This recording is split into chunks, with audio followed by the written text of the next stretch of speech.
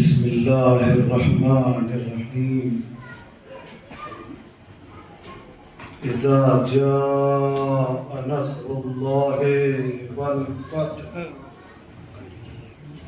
ورأیت الناس يدخلون فی دین اللہ افواجا فسبح بحمد ربک واستغفر انہ کان توابا. صلوات پڑھیں محمد.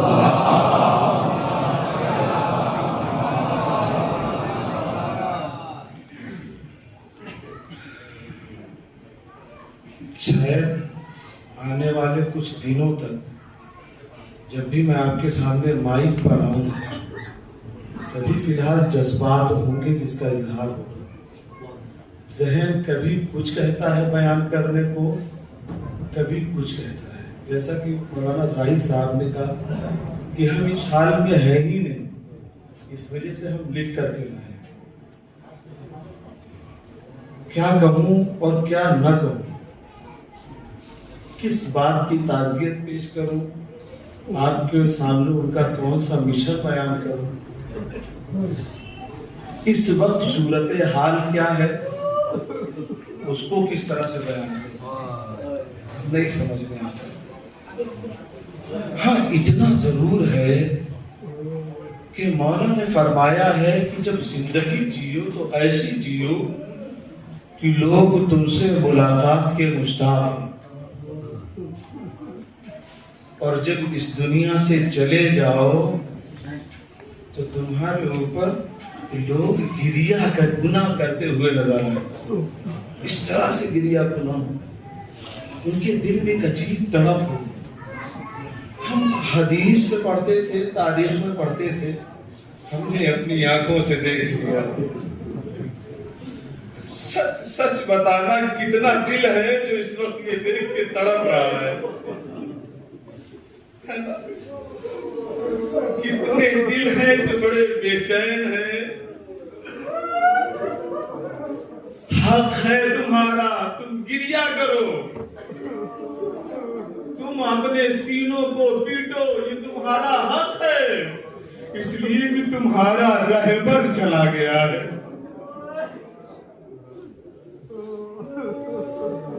تم بے چین ہو. میں نے اس دن ایک جملہ کہا تھا، ہائے کتنی بڑی مصیبت آ گئی، 19 رمضان سے پہلے کسی نے میرے امام کی شہادت کی خبر دے دی ہے. دل پھٹ رہا ہے، جگر پھٹ رہا ہے، یہ دیکھ کے ہم لرز رہے ہیں. ہماری تمنا تھی کہ کاش ہماری زندگی بھی ایسی ہوتی کہ کبھی وہ یہاں بیٹھے ہوتے، ہم مصافحہ کرتے، لیکن ہائے ہماری بدقسمتی کہ ان کی نشانی یہاں پر ہم سر پیٹ رہے ہیں.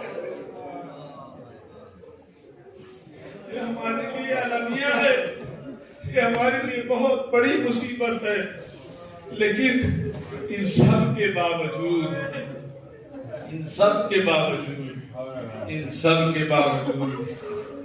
آقا جہاں کو معلوم تھا کہ اب آخری مہر میری شہادت پہ ہی لگنی ہے. علامہ مودودی نے ایک مقالہ لکھا جس کا عنوان تھا مقصد حسین. ترجمان القرآن میں 1983 میں وہ شائع ہوا تھا. انہوں نے معاویہ کے زمانے کے حالات لکھے. اگر کوئی سچ بولنا چاہتا تھا تو اس کی زبان کھینچ لی جاتی تھی.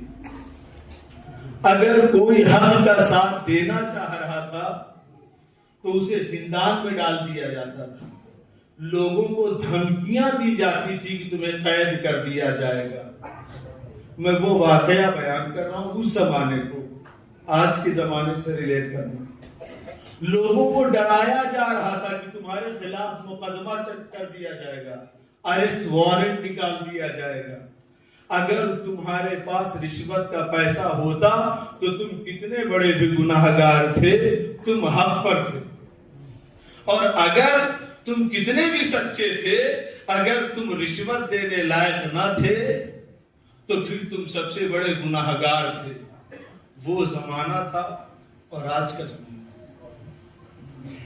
کیا ایسے حالات سے ہم نہیں گزر رہے ہیں؟ میں یہاں پر میں نے کہا نا میں اپنے جذبات کا اظہار کرنے آیا ہوں. مبارکباد کے مستحق ہیں آپ سبھی نوجوان حضرات. اس شخص کا سلام قبول کریں آپ لوگ. میں آپ کی سلامتی کے لیے دعا کرتا ہوں اور آپ کے جذبات کی قدر کرتا ہوں. آپ ڈرے نہیں، حکومت کے ڈنڈوں سے بھاگے نہیں، آپ نے ثابت قدمی کا اظہار کیا. زمانے نے آپ کو دبانا چاہا، روزے کی حالت میں آپ پھر بھی جلتی ہوئی دھوپ میں اپنے رہبر کے لیے غم و غصے کا اظہار کرنے کے لیے باہر نکلے. سلامت رہے آپ. یہی تو ایک حق کی پہچان ہے کہ جس کے لیے آپ نے ثابت قدمی کا اظہار کیا. آپ نے صرف زبان سے نہیں کہا لبیک یا خامنئی، نہیں، آپ نے اپنے قدم کو گھر سے باہر نکال کے ثابت کیا کہ آغا ہم نے کل صرف زبان نہیں کہی تھی، اگر آپ کا سایہ میرے سر سے اٹھ چکا ہے تو آج ہم آپ کے لیے میدان میں نکل آئے ہیں. آپ سب مستحق ہیں اس بات کے کہ ہم آپ کو مبارکباد دیں اور کہیں کہ آپ کے دل میں مرجعیت کی سچی محبت ہے. اور ہم نے کل بھی نعرہ لگایا تھا اور ہم آج بھی نعرہ لگا رہے ہیں لبیک یا خامنئی. میری گزارش ہے کہ جو ایکسٹرا وقت کی بات ہوئی تھی نا وہ میں بتا رہا ہوں. آپ لوگوں کے ہاتھوں میں کچھ پوسٹرز دیے جا رہے ہیں ابھی فوراً. یہ اپنے ہاتھوں میں پوسٹر لیجئے اور دل کی بھڑاس نکالیے، کھل کے نکالیے، نعرہ لگائیے. ہم نعرہ لگواتے ہیں اور دنیا والوں کو بتائیں کہ دیکھو ہم کسی سے ڈرتے نہیں. ٹھیک ہے، ہم کسی سے ڈرتے نہیں ہیں. جیسا کہ بھی آپ نے کہا نا، جملہ کہا کہ تم حسین پر رو لیکن یزید کو برا نہ کہو. نہیں، ہم پہلے یزید کو برا کہیں گے پھر حسین پر روئیں گے.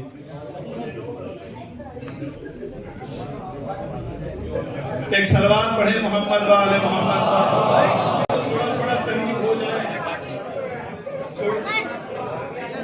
تھوڑا شور آگے آ جائے. میں استاد محترم عالی جناب مولانا اصغر اعجاز قائمی صاحب سے گزارش کروں گا وہ یہاں پر تشریف لے آئے. کوئی چیئر پہ یہاں پر جگہ دے دیجیے آغا کو. مولانا اصغر اعجاز صاحب یہاں پر اور آگے ہو جائیں. بعد میں آنے والوں کا ختم کر دیجیے.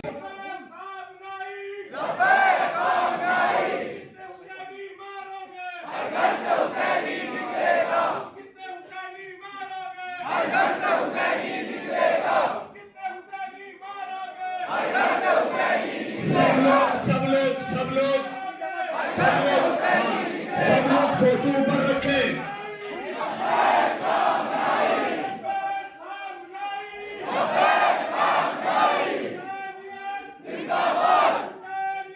زندہ باد